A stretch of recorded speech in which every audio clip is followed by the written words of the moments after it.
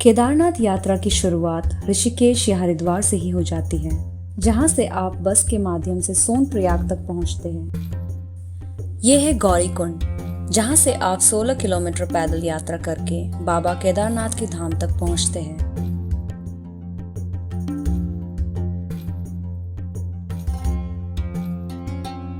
गौरीकुंड से छड़ी जरूर ले लेना, जिससे आपको चलने में आसानी होगी। मंदाकिनी नदी के किनारे बसे केदारनाथ धाम के लिए ऋषिकेश से यात्रा शुरू करके देवप्रयाग, श्रीनगर, रुद्रप्रयाग, अगस्त्यमुनि होते हुए सोनप्रयाग तक पहुंचते हैं। यहाँ से आप 50 रुपए देकर शेयरिंग जीप से गौरीकुंड तक पहुंचते हैं। गौरीकुंड से आप 300-400 मीटर जैसे ही आगे बढ़ते हैं, आपको पहला घोड़े का पड़ाव मिलेगा और यहीं से आपको घच्चर घोड़ा मिल जाता है।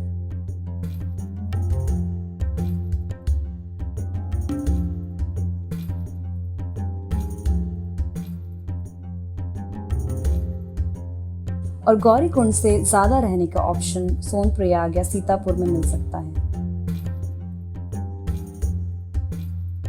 गौरीकुंड से केदारनाथ मंदिर के 16 किलोमीटर ट्रैक में कई सारे पॉइंट्स पड़ते हैं, जिसमें पहला पॉइंट लगभग 4 किलोमीटर है और उसका नाम है जंगल चट्टी। और खाने पीने के लिए ये जगह सबसे बेस्ट है। लगभग 6 किलोमीटर की यात्रा के बाद पहुंचते हैं भीमबली।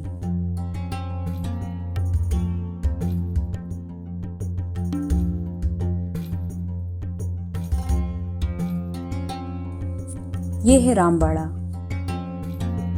जब ट्रेजेडी आई थी तब यही सबसे ज्यादा अफेक्ट हुआ था।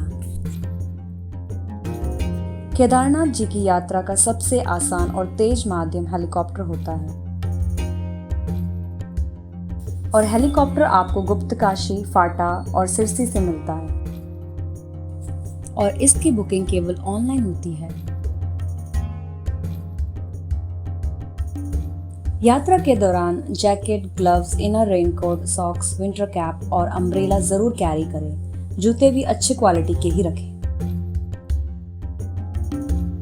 हालांकि ये सब आपको गौरीकुंड में मिल जाएगा, बट कॉस्टली होगा।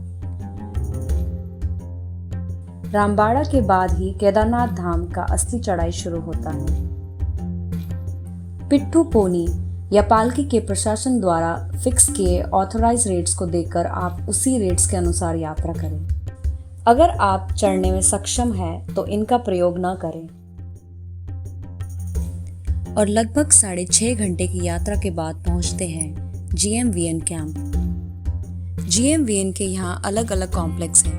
पहला नदी कॉम्प्लेक्स, दूसरा सुमेरु और तीसरा स्वर्ग रोहिणी है।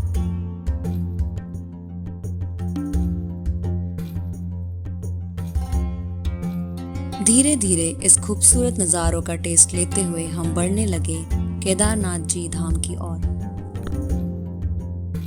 आने वाले समय रोप वे के माध्यम से भी केदारनाथ धाम के दर्शन हो जाएंगे। हालांकि अब वो वक्त आ ही गया, हम पहुंच गए बाबा केदारनाथ जी के बिल्कुल करीब। कहा जाता है कि नर और नारायण जो ऋषि थे, उन्होंने तपस्या की थी और शिव जी को प्रसन्न किया था। उसके बाद यहाँ पर शिव जी का ज्योतिर्लिंग स्थापित हुआ था।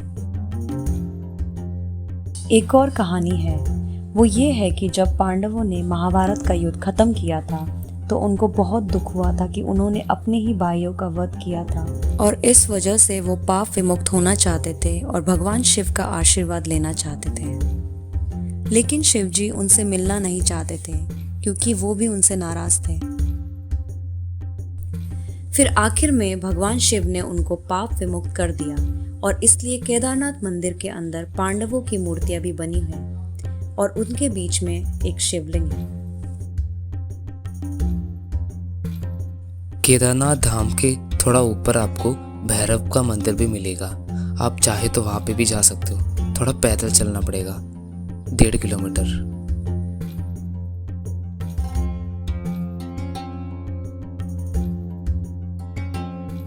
तो गाइस, मिलते हैं अगली यात्रा में।